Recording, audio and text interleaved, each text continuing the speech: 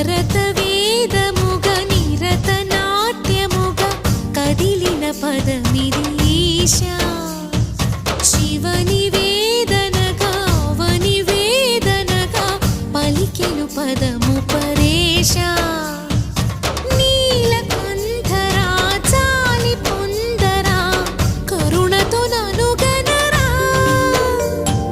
నీలకంఠరా శైల మందిరా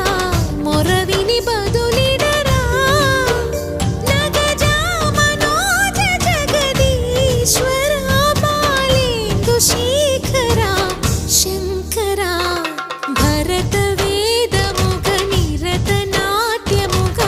కదిలిన పదమిది ఈశా